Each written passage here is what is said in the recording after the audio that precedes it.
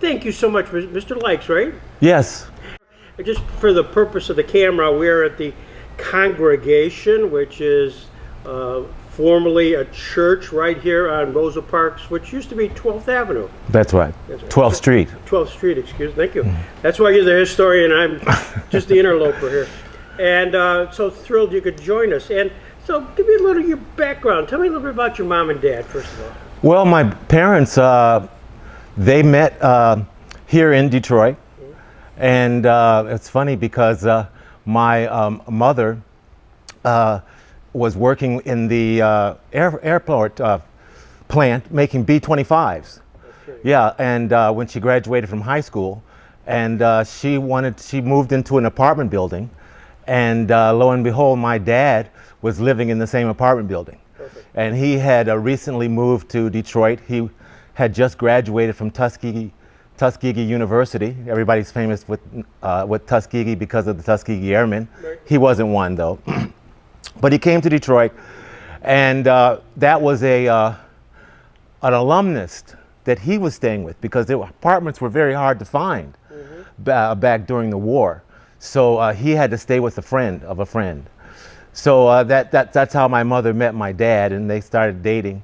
But he was married at the time. So she just looked at him. And he was actually married to one of her high school friends. Oh my God. She went to Northern High School here on Woodward Avenue in Claremont. And so she knew them, but they didn't have any, they said hello to each other. But eventually they got a divorce, and then he actually was interested in her too.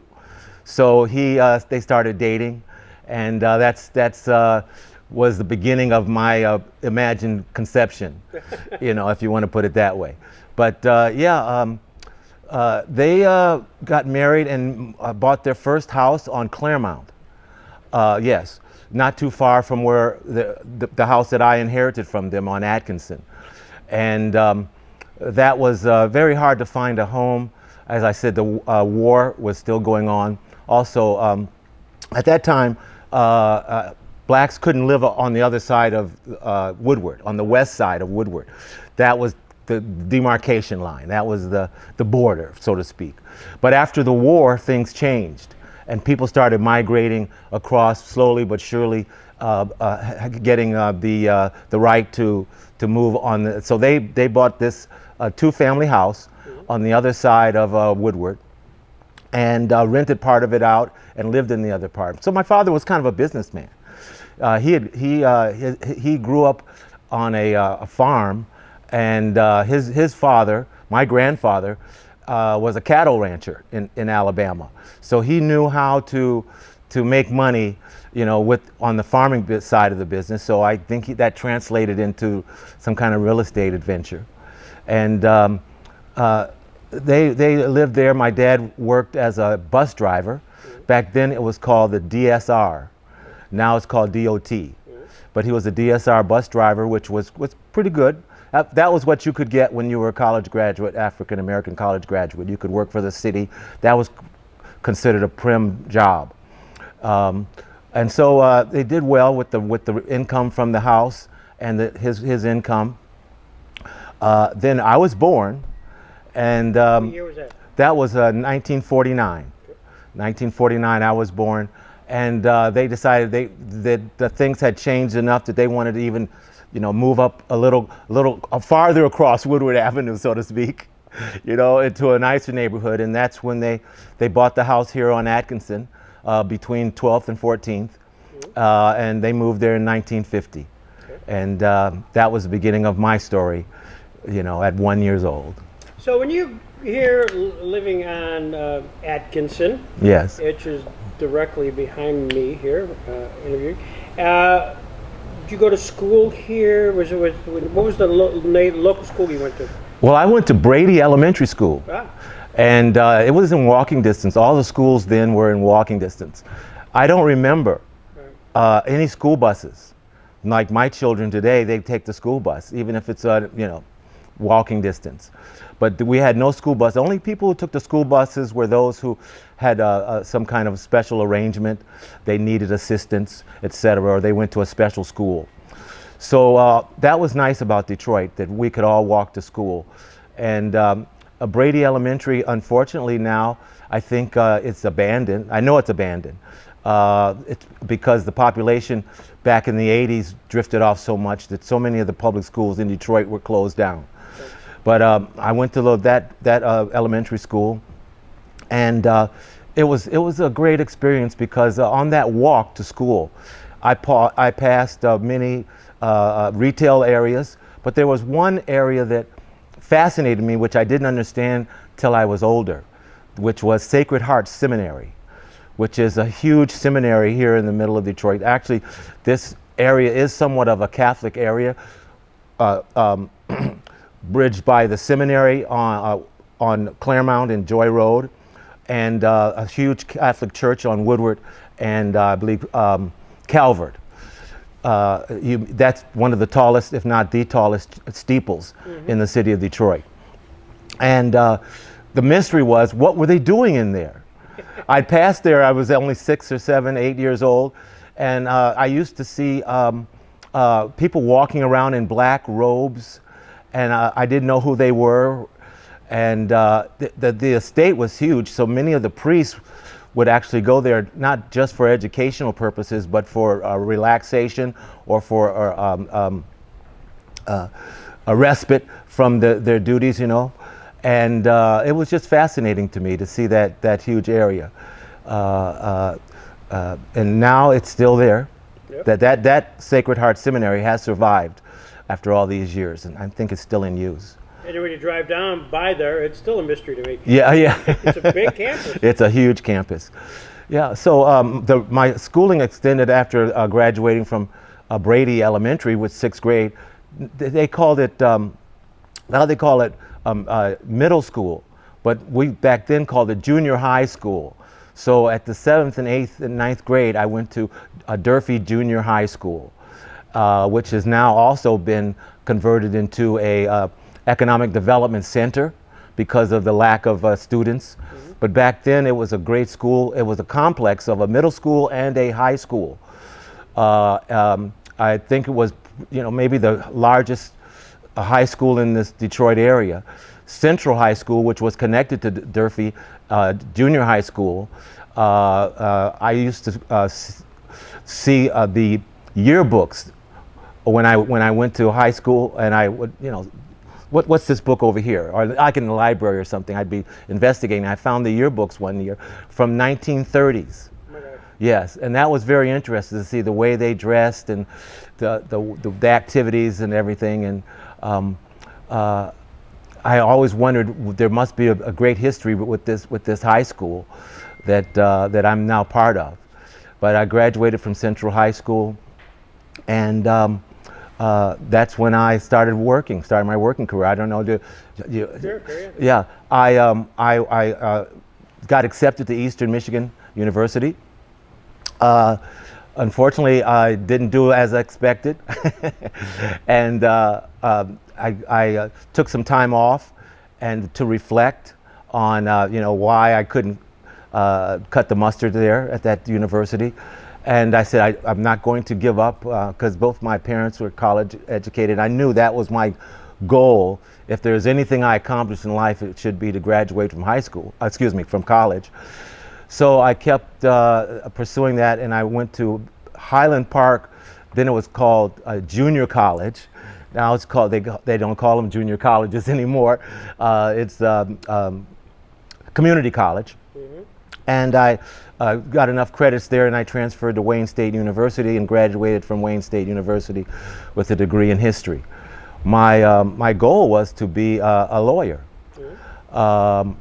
I had several friends who went to Howard Law School, and there's several of us, when we were in high school, we talked about how great it would be to be a lawyer.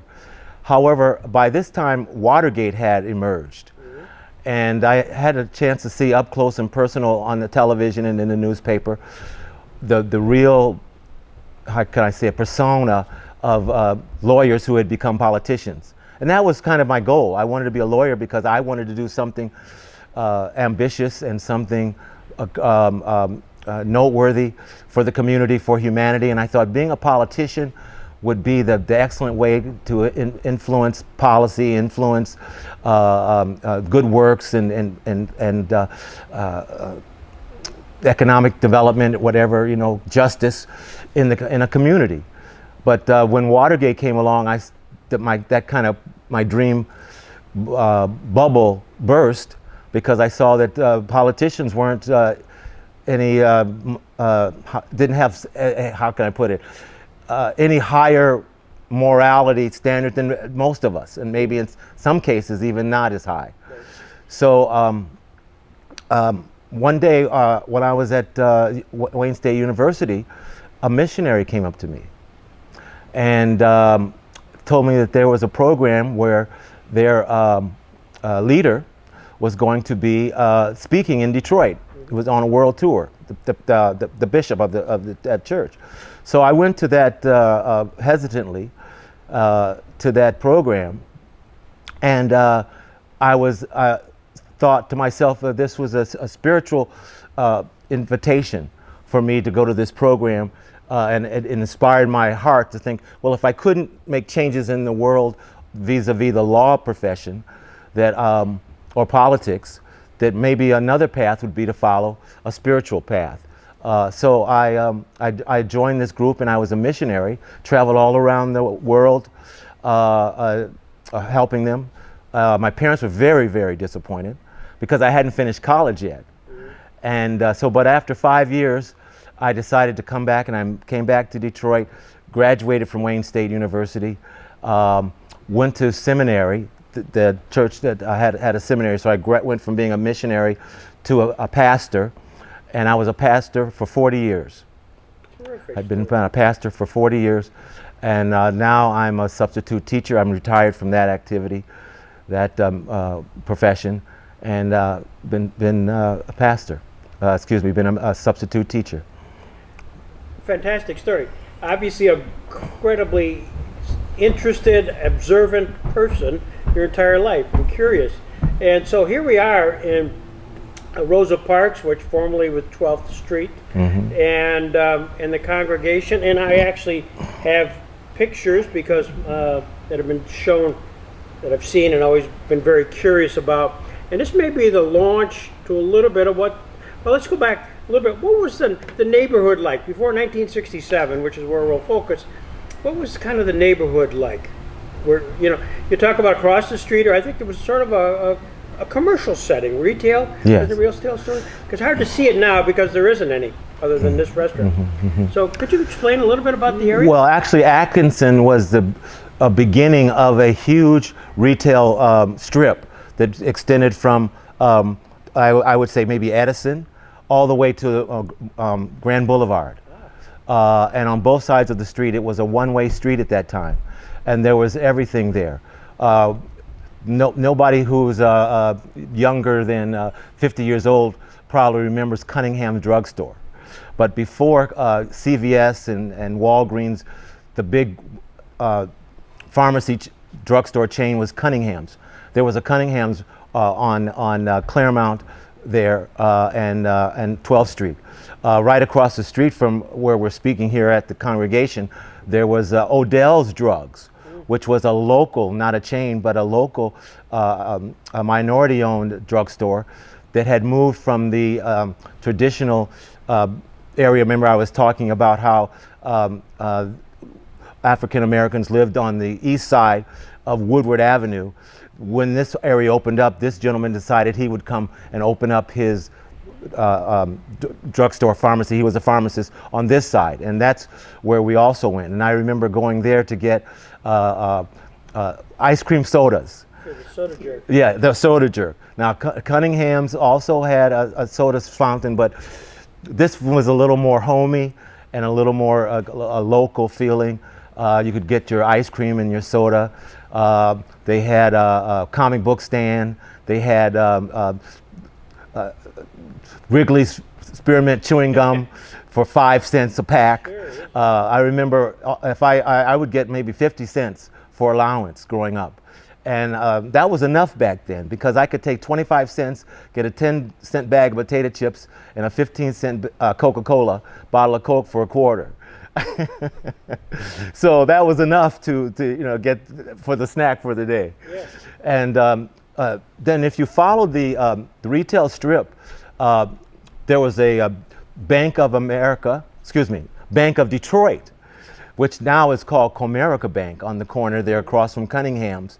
And there was a photography store where you could go and get a family portrait. This was a local adventure. And then there was Avery Dry Cleaners on that corner also. And that was kind of, everything was right there for you. I remember my mother took me, when I was in elementary school, before school started, I needed a pair of shoes. She took me right on 12th Street. There was a nice shoe store there. We didn't have to go downtown. So we could buy our shoes there. Across the street from the shoe store was a 5 and 10 cent store. Now, back then, that was the equivalent of the dollar store. They had things for a nickel. They had, you could get for a comb for a nickel. For 10 cents, you could get a scissors. It was amazing what you could buy. That was a fascinating place for me to be also, just to go into the 5 and 10 cent store. There were several churches, big churches going also on the way to the boulevard there also. And that's all gone now because of the riot that happened. And the irony of this retail being missing is that there's now a plaque where Cunningham's used to be. There's a plaque there saying this is where the insurrection riot, many people, depending on how you look at it, call it disturbance, depending on your opinion on what it was, happened on that site where the Cunningham's was. So that all, the 12th Street riot, incitement, there's been all kinds of terminology for it. In July of 1967, where were you, and what's your reflection? Where were you? Where were you when this was happening? Well, I was at home, and I remember waking up that morning to gunshots. So we turned on the television, and the morning news saying that evening, because it happened in like 4 o'clock in the morning. It started 4 o'clock in the morning at the I don't want to say invasion. What should I say? At the police opened up the what was known as a blind pig. A blind pig was a nickname for an after-hours joint. And they raided that. That was the word I was looking for. They raided that place.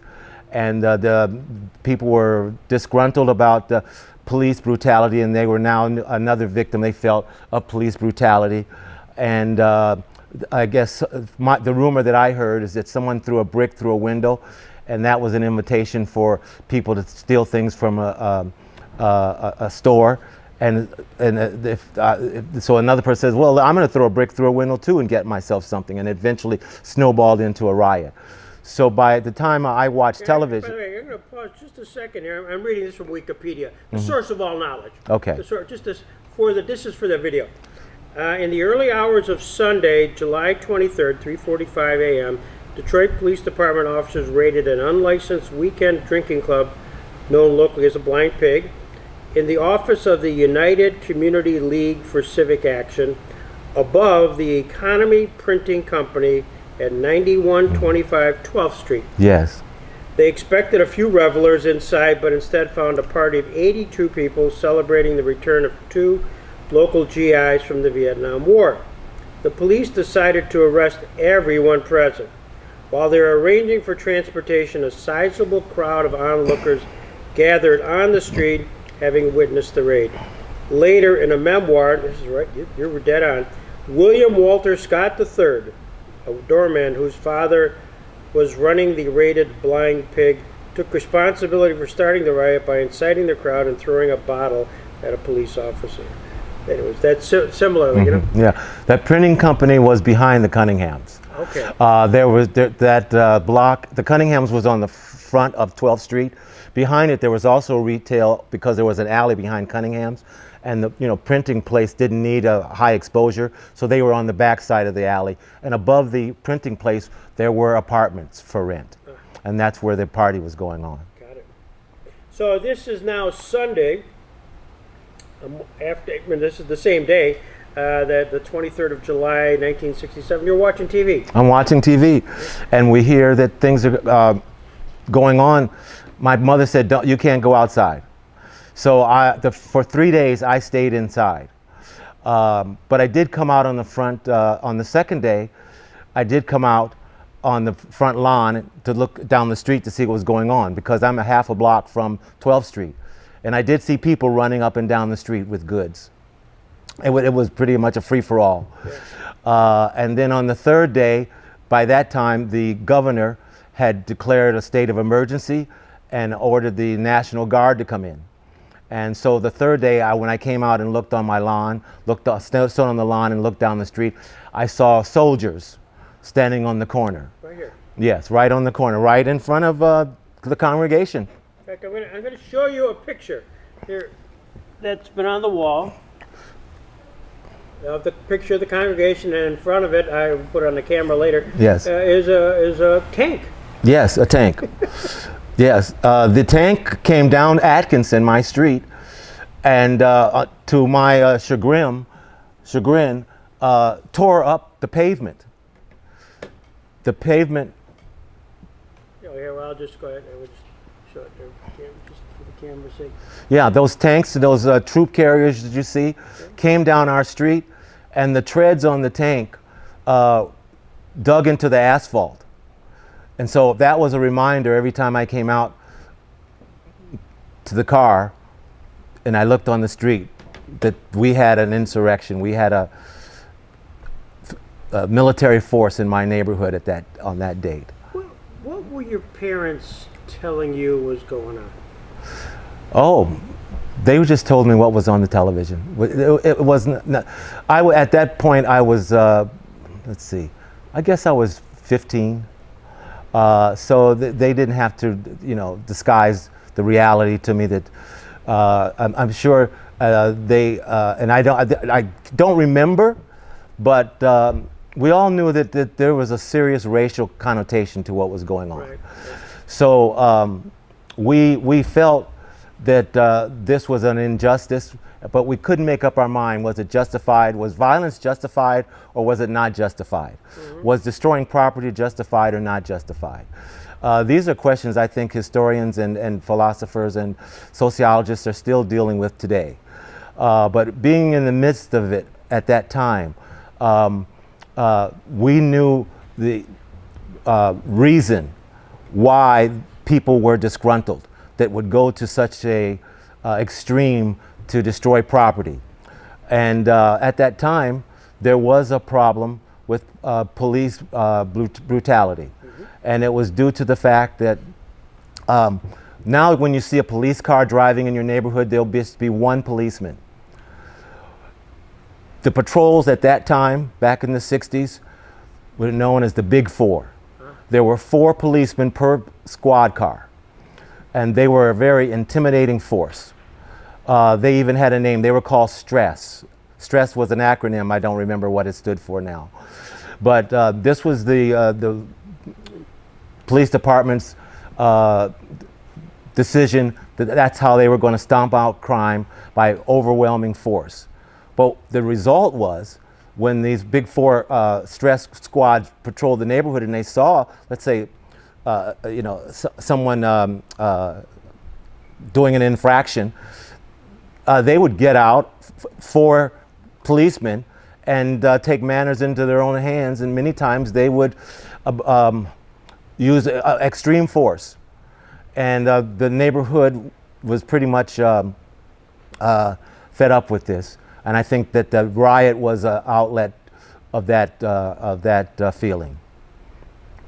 1967, Martin Luther King still alive, and nonviolence was sort of his mantra, but at the same time, he was being challenged as whether that was the most correct way to see economic and justice change. Did you get a sense of that? And again, was this a high school conversation? Because you're in high school at this point. I'm in high school. Yeah, so you're 67. You were born in 49, so you can do the math. But you're pretty well along as you're kind of visualizing everything. Were your friends, to get your high school gymnasium classes and stuff, were they talking about this? Yes, well, it was on the minds of most people my age, because we were in high school. We would know that we were the future generation. We could either make change or not. And just my background, I had a poster on my room. When you're high school, you put posters in your room. I had H. Rap Brown. I didn't have Martin Luther King.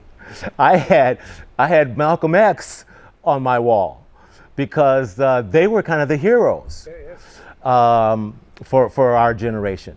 Martin Luther King was in turmoil because he was seen as either not strong enough compared to H. Rap Brown or Stokely Carmichael or these people, or a compromiser who was trying to get the limelight from Adam Clayton Powell and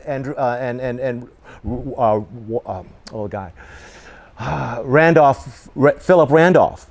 Yes. So he was controversial in a different way. So my generation kind of gravitated toward the people who were more our age, even though Martin Luther King wasn't that old himself.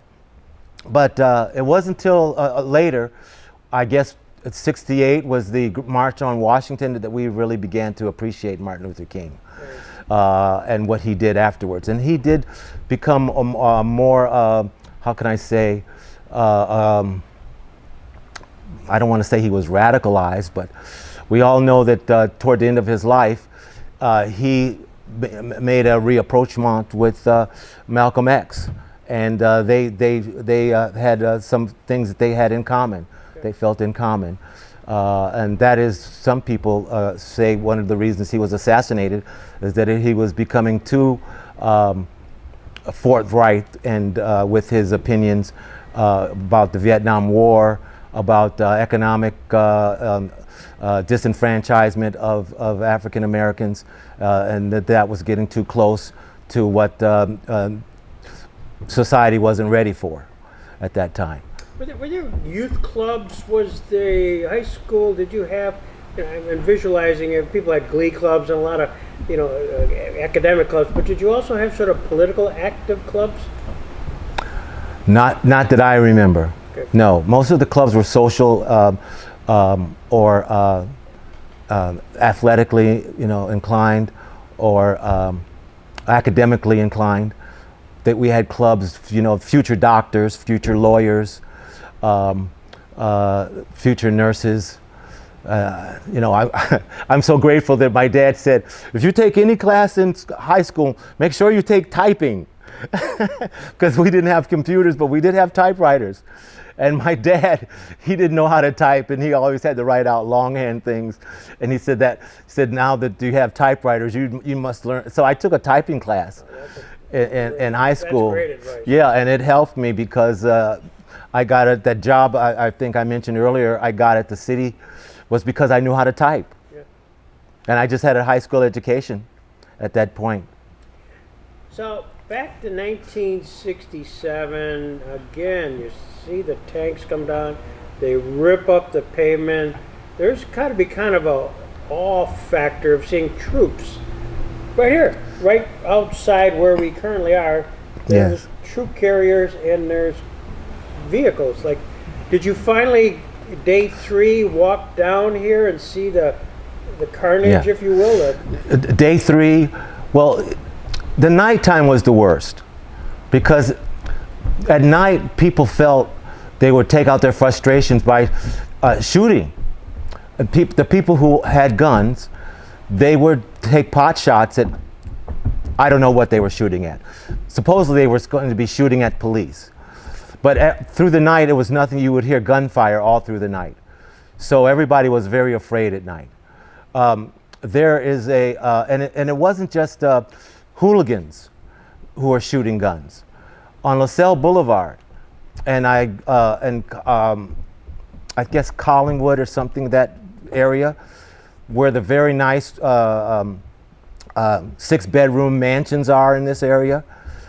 There were some high school kids, white kids, their parents had gone, this is a story I heard. Their parents had gone away that summer on vacation and left them at home. And they knew where the guns were. So they said, where everybody else is shooting, we're going to shoot too. And they're in their mansion, they're shooting out the window at things. And what would happen was the military was still in force there. They came by with a, the Jeep that has the machine gun on it. I don't remember the name of what they call those. But these people were shooting out of this mansion. They fired back with their 50 millimeter machine gun. And to this day, you can go and see that house. Oh my God. And those 50 millimeter holes are in that mansion. Oh my God. So that was one of the things I'll never forget. But during the day, I did go out, and I walked down, and it was carnage. By that time, most of the stores had been looted, and some of them were on fire and still smoldering. Some of them, the fire department had put put the fires out, and it was like being in, at that time, Beirut or Lebanon, Syria. Well, you name the third world country that has seen, war devastation. It was like that. And I was in awe when I walked down 12th Street and saw that. And I knew it would never be the same again. Some of the businesses did come back. Odell's drugstore, he rebuilt, came back and opened up. But many of the businesses did not come back. Cunningham's did not come back.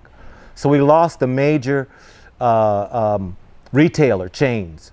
And some of the local mom and pop stores did come back, but they didn't last long, because it was just people by the years that passed, people started moving out of the neighborhood. Did you get a sense that, were you fearful? Yes, I was fearful. I was afraid. Of course, I was very careful, and I do remember walking down the street and saw a soldier, a National Guard, standing on the corner holding his rifle, and I waved at him and he waved back. So my mission going down the street was to make friends with everybody so they would know that I wasn't, a troublemaker. Yeah. So, also, here we are in the church. We're in a church right now. Mm-hmm. And the epicenter was right across the street, sort of catty corner from where we are. That's the Blind Pig. That's Cunningham's. There's plaques. Yes. Do you recall anything happening here at the church? This particular location, did they have services? Or any recollection of what happened here? No, I don't remember any recollection here. Although I can tell you that at that time the pastor of this church was the president of the Detroit branch of the NAACP. So this church was politically involved, just by the fact that who the pastor was the president of the NAACP. However, I was too young to really remember or take notice of any of those things. So I imagine he might have been in the thick of it downtown. Trying to work with other pastors. The pastors, I do remember, did go out and try to calm things down, but that was out of sight for me. I know as you read it, you've got the Congressman Conyers. I think his name was John. Yeah, Congressman Conyers. John Conyers was one of those guys with the blowhorn. There's pictures of that. Willie Horton. Yes. Trying to calm it down to no effect. At what point did it sort of calm down? Did you get a sense of it? I mean, you were able to walk around day 3, if you will, to see the carnage. Had things pretty much settled down, or was fire simmering? Was just Was there a sense of? Well, if I remember correctly, they sent in another group of National Guard to really increase the force. By the end of the first week, there was looting and everything was just about over. But remember, it had spread to other parts of the city. Right. So people realized that this was something that they could do, not just in this area. So unfortunately, it did spread, and they had to try to calm things down in other parts of the city. But that's why they had to increase the force.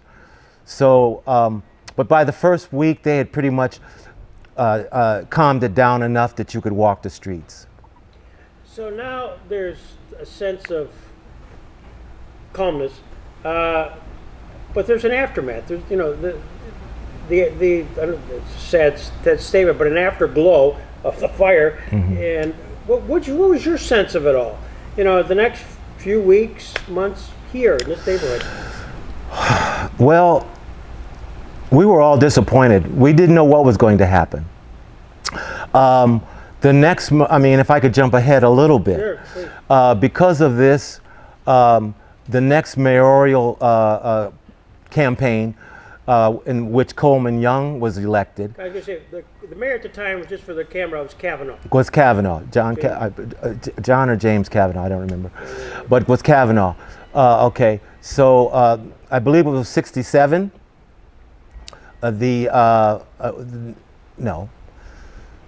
72. I do believe it was 72 Coleman Young was elected. Mm-hmm. So in the interim period, the talk was, let's first get rid of stress. That was one of the points that they felt was a trigger for the riot. The fact that overwhelming police force in the neighborhood. Four-man police squad. The four-man police car. That was a major campaign issue. And that did happen right after. And but the economic development, the spirit of Detroit was kind of broken at that time. Mm-hmm. As I said, people started moving. Even people were already, the term white flight. Yep. White flight was already happening and had happened in this area. So now white flight had spread to other parts of the city. So this was the great, how can I say it, depopulation of the city and wealth leaving the city. We all felt that was happening, and that this was going to be it was the beginning of this becoming a majority black city. So that if you're asking what was the result, that was the result.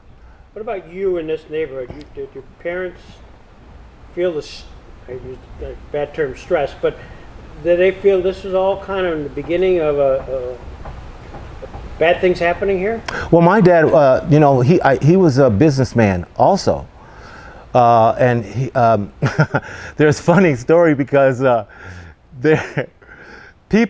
laughing because it's not out of happiness. It's so ridiculous, these things that happen. People put signs in there because after the looting, they started burning because they were taking out revenge on the white business people. They felt they were conspirators to a lot of the things that were happening in the city. So people would put signs if they weren't, if it wasn't a white business, if it was a black business, they would put a sign in the window, "Soul Brother." Okay, Soul Brother in the window, so they wouldn't burn it down. So the white people put sign in there, "Me Soul Brother too." So that was part of the whole thing. I hate to keep coming back because this is 2025, and this was back in the 1960s. It was much different back in the 1960s. My children don't understand what happened, how it could happen, why people were acting that way, why people treat others that way. I'm an interracial marriage. My children are half white. When my wife and I, we don't have any lingering doubts or feelings about what happened back in the 60s. That's like ancient history for us. But back then, the culture was much different, and the feelings and the animosity and the separation was palpable, and nobody knew how to solve it. Nobody knew what to do. And so you asked what my parents felt. They didn't know what to feel. My father was one of these people who, his business, he had a bar on Linwood and Hazelwood.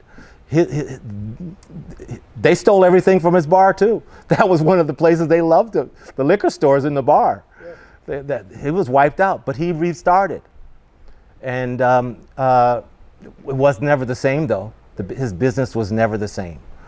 So that was, you know, I had to put it this way, but it was the bottom, you know,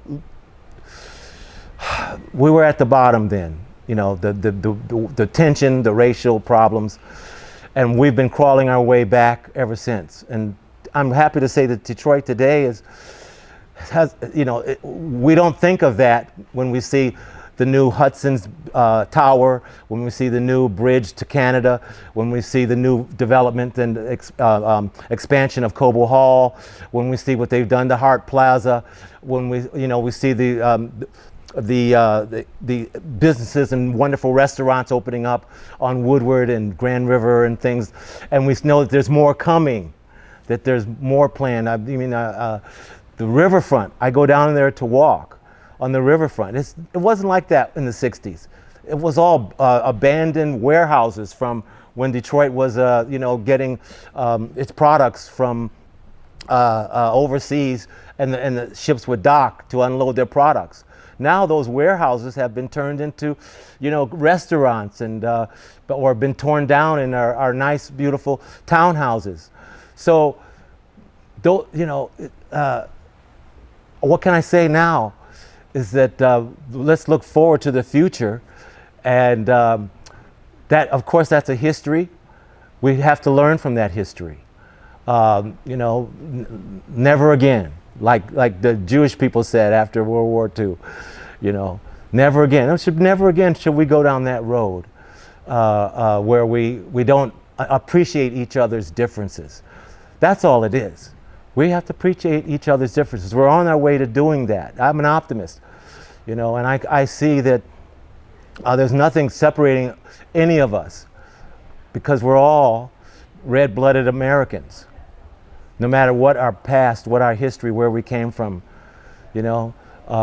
Once we appreciate that fact that we are red-blooded Americans, it doesn't make any difference what kind of American you are, you know, whether you just got off the boat or whether you've been here since the Mayflower. And that's the hope that I have. Doing this is a little bit of a release. Maybe you see I get a little emotional when I talk about what happened then, because those feelings come back. But those feelings are history. They're not what we're living in the present. Is this cathartic? Yes, it is. This is a cathartic moment for me. Yes, yeah. I know we're joined by my son-in-law and my daughter Amy, and I have mentioned the fact, you know, capture the history. I'm a history guy. You got to learn from the past so you don't repeat that which in the future. Santayana type of thing. But there's sort of been a reluctance of people she's found to talk about it. Is that explainable? Is it just like they don't want to revisit it, and that's the chapter's closed and move on? I understand very much people who don't want to revisit that, because it's painful. It's you know, it is a memory that I have. I'll never forget, but I'm trying to move on, because it's not beneficial. The feelings that you have are not going to enhance the feelings that will make for progress in today's world. We have to forget the pain. You know, Nelson Mandela was very, very wise in South Africa when he won election and became the president in South Africa. That he started the Truth and Honesty, Truth and Justice Committee, and he said There will be no retribution, there will be no retaliation for what has happened in the past. We will try to understand it with this Truth and Reconciliation committees that he started, but it's for the purpose of understanding what happened, for the purpose of rebuilding and going forward, not for doing anything to make up for what is the past. Right. And I think that's what we didn't have Nelson Mandela here in the United States, but I think we're all are experiencing the same feeling that that we have to move on together, and anything that separates us is not beneficial. You're remarkable.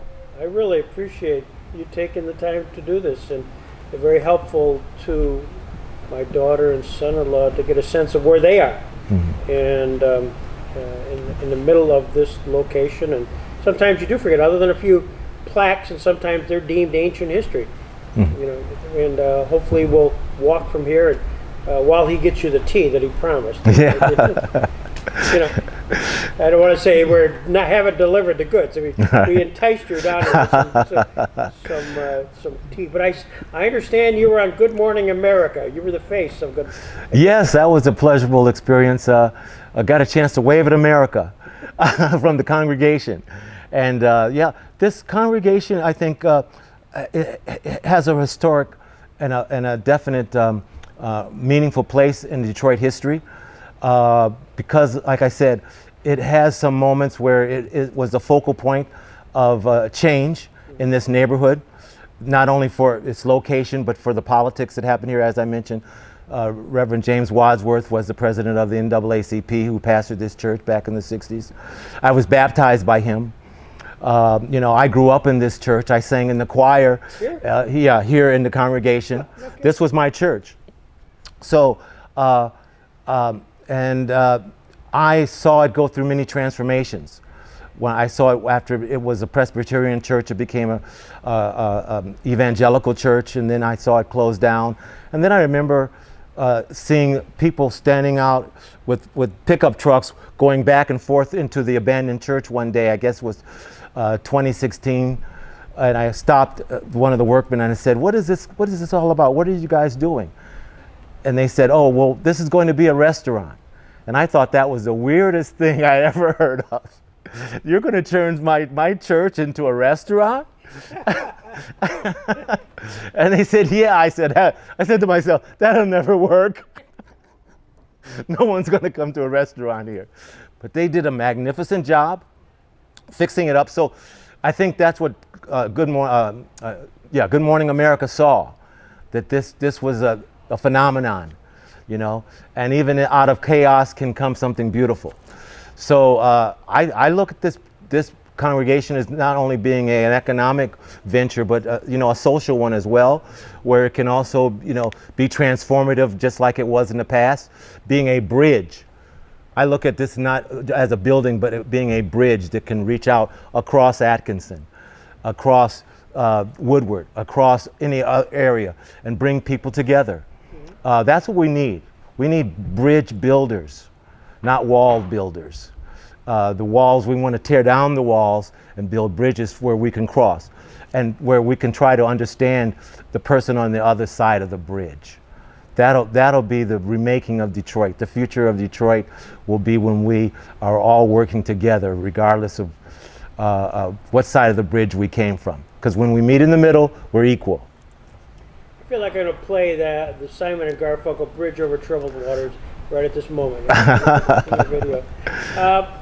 Talk about the church. I did not know that connection. Yeah. So your parents attended here. My parents attended this church. And tell me a little bit more about the church. What kind of church was it? Well, it was, you know, the people who moved over here first, the first African Americans who moved over to this side of town, they were kind of the prosperous ones. They had the good jobs for that day. My dad was a bus driver, which was a good job for back in the 50s. He got the job actually in the 40s. Because he used to tell me stories of on VJ Day how he let everybody ride on the bus down Woodward for free, and everybody was cheering, and they all went downtown and had a big party. But you know, so by the time the 60s came, there were postmen, school teachers, bus drivers, and business people living in this area. So they were prominent. And so this church was kind of a elite status for the prominent people in this neighborhood. And if you go farther north, you would find the doctors and the lawyers and the people who had corporate jobs, or even politicians in this area, lived in this area. So this was a prominent church. What type of church was it? AME church? No, it was Presbyterian. Presbyterian. It was Presbyterian church. Reverend Wadsworth was a Presbyterian pastor. So that's the minister you remember? I remember, yes. And tell me about him specifically. Oh, he was a dynamic guy. He was about 6'3". He was handsome. He lived on Atkinson as well. So I used to see him walk down the street to church many times. He would walk to church. He wouldn't drive his car. And he was just a dynamic speaker. The church was always full. People came from other parts of Detroit to come here. This was not a hallelujah type church. Presbyterians, we sang hymns from the old hymn book, you know, not like the Baptist or the thing. So it was a conservative church environment. Right. Yeah. And while you were here, how long was Wadsworth here? That's a good question. I had went away to college. Okay. So I wasn't here I do believe he passed away in the 80s, but I don't know if he was still pastor here at that time. I do believe that this church was in the aftermath of the riot. A lot of the prominent people moved away, and then that's when it became I think it was Church of God in Christ. So they sold it? Yeah, they sold it to a different congregation, and he was gone. But he kept his job as the president of the NAACP. Gotcha. And this building itself, after a while, it was the church that owned it moved from here to another location, so it was abandoned. Yes, yes. You know how long it was abandoned? Do you have a sense? Oh, I'm going to guess it was abandoned from either the late 90s or the early 2000s. Yeah. But like I said, I wasn't here then, so I can't give you an exact time or date. Interesting. Interesting. Okay, here's a couple pictures that maybe help them understand it. This is maybe it looks like an older picture of the congregation. Well, this is a very old picture, because in this picture there is the original stained glass window. The original stained glass window, when the church met some financial trouble under Reverend Wadsworth, they were very valuable. They decided to sell their stained glass window. Solved the riddle. We never knew what happened. Yeah, we've been looking for it. We've been trying to figure out what happened. Because this is just yes. This is 67. Yes. Now, in this photo, you can see where they replaced the stained glass window with I guess it was a stone or a concrete structure that they made, and cinder blocks, and it's not nearly as attractive. But that was the result of them having to sell the stained glass. And that's why we did the art outside with the metal art to replicate. I see. Okay. And this may have been gone even before the Presbyterian. I'm not sure. It's a Unity Lutheran church. It says Unity Lutheran. So I guess this was back in the 50s when I was a little boy. But in this picture, we can still see that this was an African American church. Mm-hmm. So it could have been a Lutheran originally, and then when it became an African American neighborhood, I'm just making a prognosis that the African Americans inherited the Lutheran church, mm-hmm. and that the congregation went from white to black, probably gradually. I think that probably the title search will show a little bit of that type of yeah. thing. Yeah. Thank you for that, because that's something I learned. I did not know that this was Lutheran before it was Presbyterian. I have learned so much today. This is incredible. And the bonus, aside from everything else, is that you're a parishioner. You were baptized there. Yes, I was. You became a missionary from here. Yes. You became a pastor from here. Yes. This is your source church. Yes. And here, this gives you the source of coffee and soon tea before you know it. Well, it's been a pleasure meeting all of you. Yeah, what I want to do once we pause and have your tea, which we promised, I do want to walk out before I leave you can outside, and you can just sort of, if you could, just physically point that was Cunningham's location. Okay, If I'd you would, be happy to do I think that that. would helpful to us, if that makes sense. Sure, likewise. Yeah, I'd love to do that. Thank you so much. Thank you. Pleasure's all mine. Thank you. Now, the other thing you're going to tell us that you were the last guy to play the organ up there. I remember when it worked. I don't know if it still works, but it was played when I was attending here. We have a dream. First was to get this running, but the next, whatever phase it is, to get that running again.